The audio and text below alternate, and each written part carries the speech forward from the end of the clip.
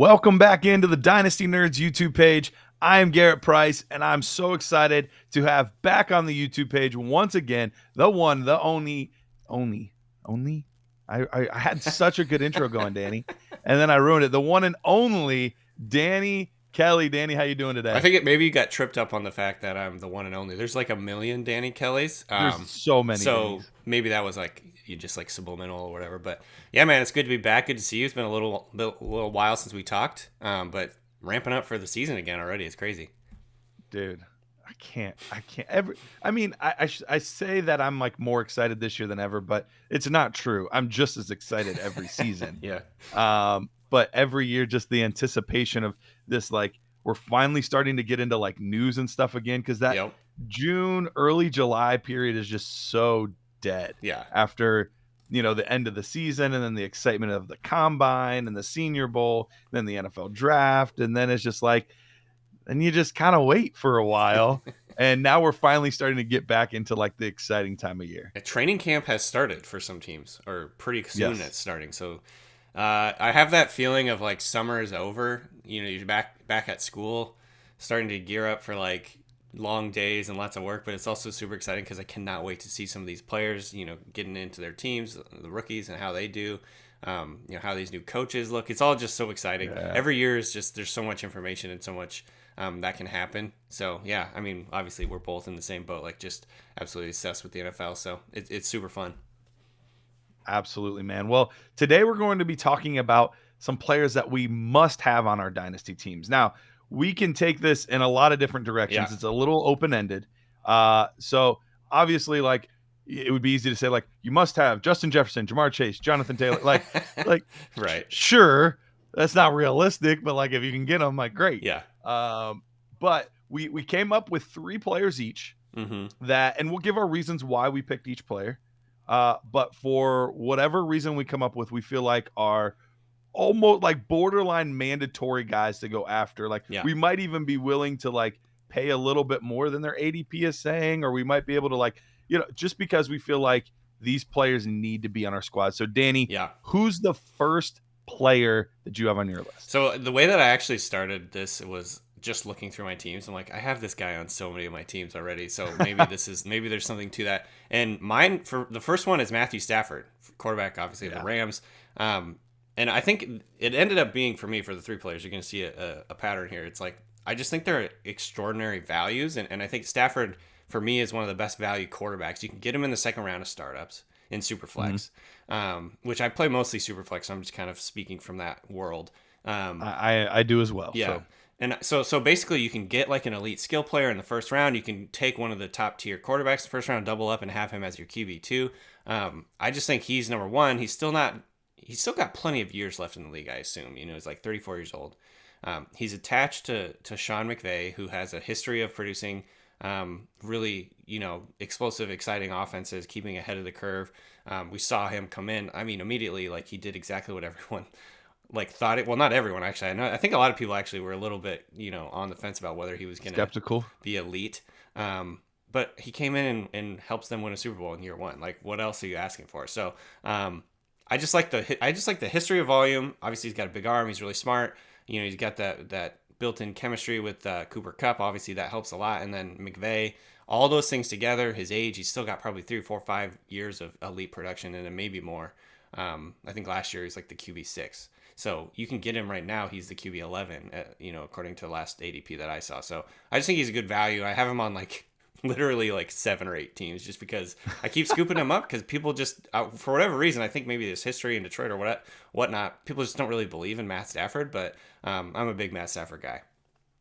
No, I love that. I think that, I actually have a player as one of my 3 as well that's kind of in a similar conversation as Matthew Stafford. And sometimes these not old but not young quarterbacks really kind of get devalued because they're not as exciting as and players that I like Justin Fields. Like, Justin Fields is young and exciting and he can run and what could it be? But we're hoping he turns out to have the numbers that Matthew Stafford already does have, right, and will continue to have for the next, like you said, 4, 5, 6 seasons. So I think he's a great selection, and I love what they're doing over there with the Rams. Obviously, it's been crazy successful, Yeah. throwing the ball a ton. So I think that's a great pick.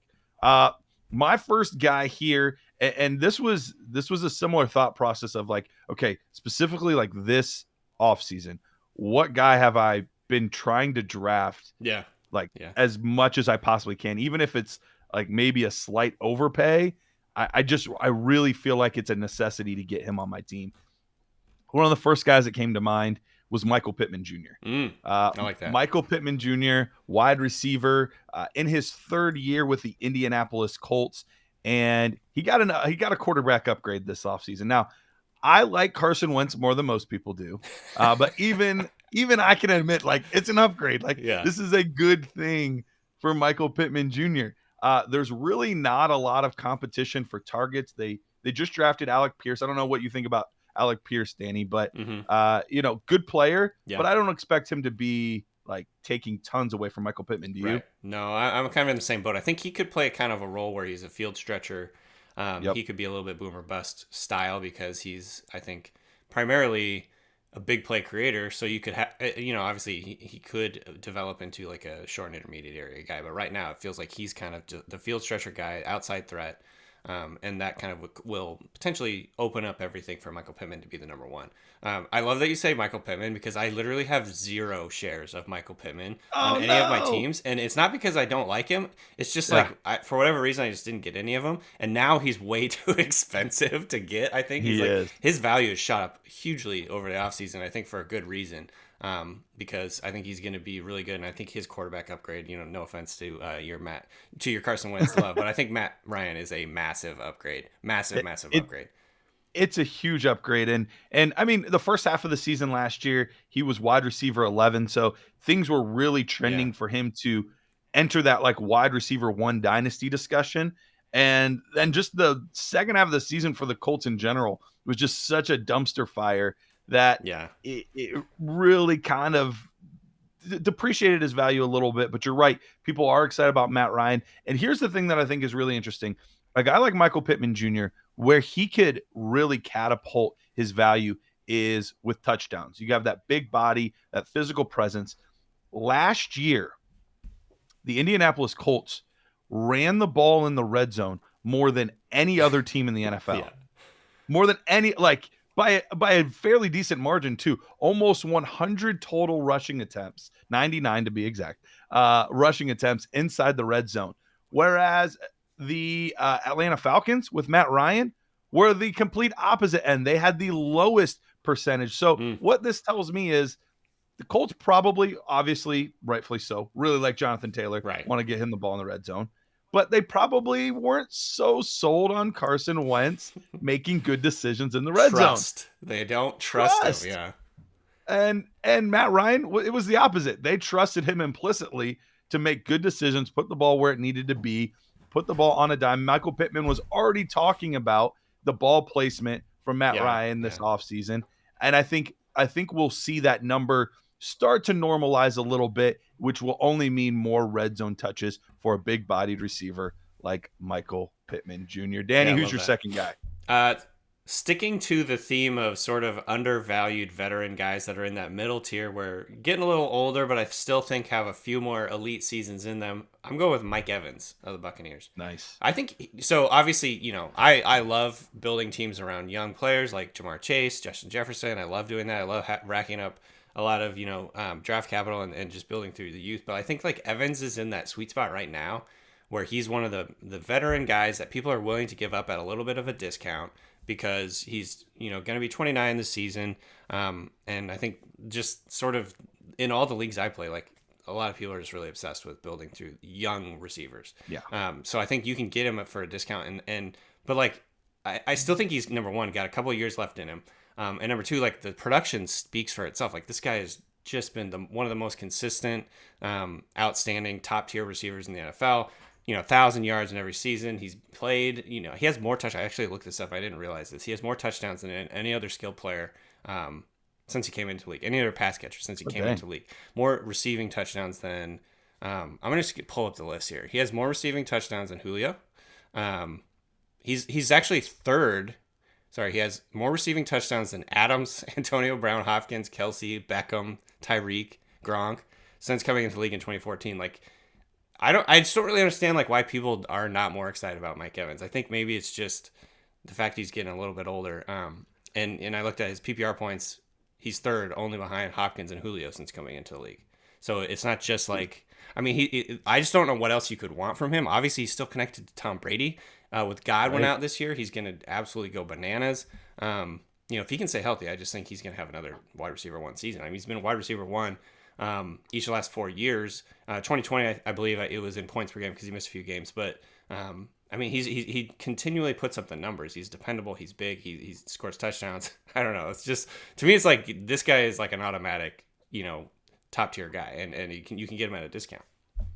Yeah, it's funny. I think we get like in fantasy football and specifically Dynasty, we almost get like production fatigue. Yeah. Where it was like, well, he's produced for so long that he's got to be like 37. Yeah. Like it's just he's been so consistent since like being a rookie and coming in, and we thought it was all because of Johnny Manziel. And here to find out, Johnny Manziel was only good because of Mike Evans. Yeah. So I'm with you. I think it's a really, really good value, and able to snatch them up specifically on those contending teams. If you're a team that is looking to win a ship this year, like go get Mike Evans. That's a perfect dynasty buy for those contenders.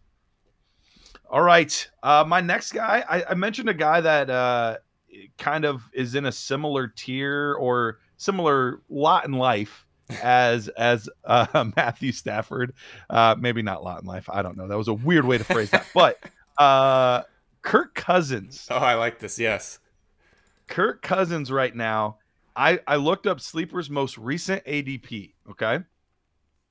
He's currently in dynasty leagues, in superflex leagues, going off the board as quarterback 21. Yeah. 21. The disrespect. Now, unbelievable. It's so much disrespect. Now, I get it. He's probably the most boring quarterback like of all quarterbacks. But this is a guy that in his early career put up mid QB1 numbers. In back-to-back seasons, he was quarterback 5 and 6 with the Washington now Commanders, the Redskins at the time. And recently, he's kind of floated in that QB 11 to 13 range just about every season. But that was with the old regime. That was with Mike Zimmer. The dinosaur. Yeah. Exactly. They're bringing in Kevin O'Connell here. And this is only set up for success. We've already heard guys like Justin Jefferson come out and talk about how much more they're looking to throw the football this year. And nothing against these players, but the 4 quarterbacks directly above Kirk Cousins in ADP, and these are not necessarily in order. I just wrote them down as I was looking. But Tom Brady, I get it. Tom Brady is amazing. But this is, now we've been saying this for like 4 years. This is probably his last year. Yeah. So 1 year versus like 6. Tua has crazy upside, but I would be very happy if he gave me consistently quarterback 11 seasons year in and year out. Right. Zach Wilson, love the upside, a guy I'm excited about. They did a lot of good things in that offense, but once again, we have no idea how that's going to turn out. Yeah. No idea. And last but not least, Mac Jones. If Mac Jones in his lifetime becomes Kirk Cousins, I will be thrilled. Right. I will be absolutely thrilled. Exactly. So I'm with you. Why are we going for like hopes and dreams and a super old guy when we could just get a guy that's in an ascending offense and legitimately could be once again a top 10 quarterback? Yeah. I don't know. I like Kirk Cousins. You feeling it, Danny? Oh yeah, for sure. In fact, I have. It's funny because like I would say the biggest combination of quarterbacks I have on my fantasy, on my dynasty rosters is Cousins and Stafford. Hey, there you go. Like I have multiple teams. It's almost like I need to trade them because it's like too much in one. Like I have too many eggs in one basket kind of diversify. Deal. Yeah, but Cousins and Mahomes, Cousins and Stafford. It's like obviously they're not the sexy names because those guys are going to cost you like 3 first rounders or whatever, like a early first round, like first round pick in startups. But again, it's like you get this pretty consistent production. I think Cousins has been dealing with this his whole career. Like he's underrated. People don't like him. Like maybe it's his personality. Maybe it's the teams he's been on. He is a little bit streaky, obviously, but Sure. Yeah, I'm totally with you. Like he keeps putting up production, and this year it could be like his best year ever in terms of production. We've been hearing how excited like Justin Jefferson is to be playing in like a modern offense. Like now they're going to run in three receiver sets a lot, things like that. It's really exciting, kind of what could come of this. And so, yeah, I'm 100% in lockstep with you on this one. You know, he's not like my favorite player, but like I think he's a great value in Dynasty. Absolutely. Danny, who's your next guy? All right, so you mentioned Zach Wilson. I'm still, obviously on the fence about him, but I really like Elijah Moore. I think that Elijah Moore is worth betting on in Dynasty right now. Last I checked on Dynasty League Football, I think he's a wide receiver 30. You can get him pretty late, like relative to some of the other top end young receivers. And I think he could end up being pretty soon like a top 10, like a wide receiver one in the league. He's part of that next generation. He's just so good. Like when you watch him out there, he looks like Antonio Brown. I know that that's like a lofty comparison, but like I haven't really seen anybody else that like moves just like Brown. And to me, when I watch Elijah Moore, that's the first person I think of. So obviously, there's a lot of question marks with the Jets in general, but obviously, Zach Wilson has to pan out. And when Zach Wilson was in there, Elijah Moore wasn't all that productive. In fact, he was like way more productive with Mike White. So I think there's a bridge that I think Zach Wilson has to cross to get to like just being able to check down, like take the easy layup, stop trying to like go for hero ball every time. But I think that could be the year that this could be the year that happens. And obviously they've done a lot to surround him with talent. So overall, I'm pretty optimistic with where this offense is going. And so, to me, Elijah Moore is a guy I'm trying to buy. I'm trying to get in every draft. I have him on so many teams. I just think he's an underrated talent. People are kind of probably scared off a little bit by the fact he's on the Jets, scared off a little bit by his size. But I think he's going to be, I think he has wide receiver one upside, not maybe not this year, but like long term. Absolutely. I like both the receivers there. Yeah. I actually really like what they're building in New York. They've got this offensive line that I think is a really good and young up and coming offensive line. They got the running back now. They got Wilson and more. Like I think this could be a really good offense. I just hope Zach Wilson is the quarterback that can do everything they need him to do to get all of these Ferraris where they need to be. I think that's why he's so cheap right now is because of Zach Wilson. But I mean, that's why you have to kind of like project a little bit. But I just bet on the talent, really. I just really believe in his talent. I think Moore is going to be a superstar at some point. Yep, I'm with you. All right, my last guy here before we get out of here. If you've been listening to the Dynasty Nerds podcast or really much of anything I've done, you've probably heard me talk about this player because I can't leave a draft without getting Cole Comet. Ooh, nice. I love Cole Komet too much, probably. He is my second most owned dynasty asset behind DJ Dallas, nice. who will forever be number one in my heart. Mm-hmm. But Cole Komet last year, it was a really odd season. So the top 7 tight ends and targets were the top 7 tight ends in fantasy points. Then you had Cole Komet, who was 8th in targets and 17th in points.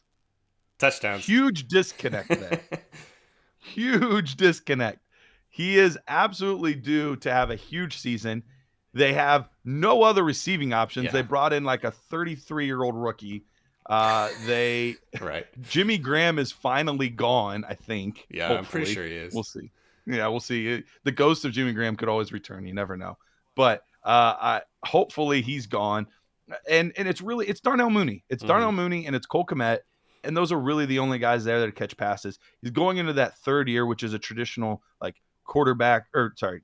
tight end breakout season is usually right around that year 3 time. So I love him. I think he's building good chemistry with Justin Fields. He scored more points per game and had better production with Fields than he did Andy Dalton last year as far as games that Justin Fields started. So I'm in on Cole Komet.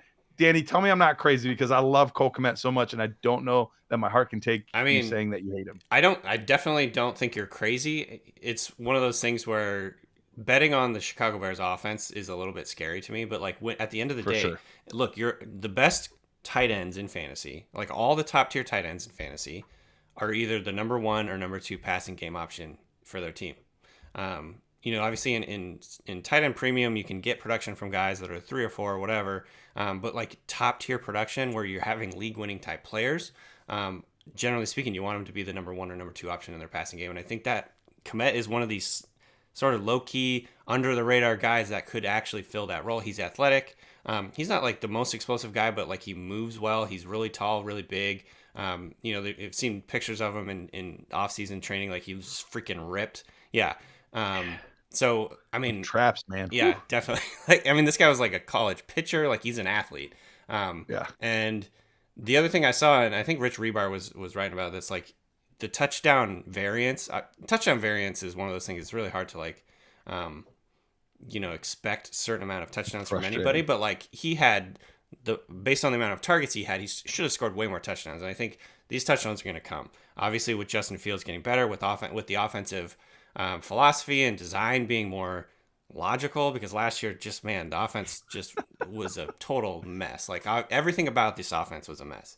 Yep. So the other thing that I just have to throw in there is like I'm a huge Justin Fields guy. Like I'm a big believer in that. So I think I'm with you. tight ends to bet on as taking like a big jump. I definitely like Commit. I don't know if it's going to be this year as like a top 10 guy, top 12 guy. But it's just so wide open at tight end. Like it wouldn't surprise me if he was that guy. Like he's athletic, number 2 option in the passing game. And if Justin Fields can make a jump under Luke Getsy, which we don't really know what we're going to get from No that. clue. But, I think that he's the type of guy to target. And he's definitely a guy I'm buying. In fact, I traded for him in a league this offseason. So, Yeah, you did. I'm with you on that one. I'm trying to temper my expectations this year just because I think that the Bears could be a total mess. But that could be an absolute dumpster fire. But yeah, I'm but all in, long-term, man. for Like sure. I'm complete fandom.